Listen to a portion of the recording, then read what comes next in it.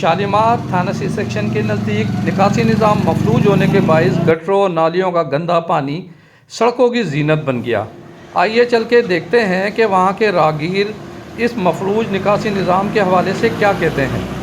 Regular basis के ऊपर सफाई करेंगे तो ये मसला जो है वो नहीं रहेगा। ये तो मेन रोड है, यहाँ पर पानी फंसा हुआ है। अंदर आप गली में जाएं, 50 सालों से वो गली जो है वो भरी पड़ी हुई है। उसके अंदर पानी बेतहाशा आता है, हर जगह का पानी वहाँ पर आता है। इसके बारे में कुछ सोचा नहीं जाता। एक दफ़ा सोचा गया था लेकिन फिर उसको छोड़ दिया गया। बराए मेहरबानी आप उस मसले को भी हल करें, उस नाली का मुँह जो है उस तरफ से मोड़ के और उसको उस ड्रेनेज की तरफ जो है ना। सर ये नाली भरी पड़ी है कल से, अभी तक कोई निकालने नहीं आया है और सारा कचरा नाली में भरा पड़ा है। रोड में पानी आ गया है, सारे दुकान में पानी है।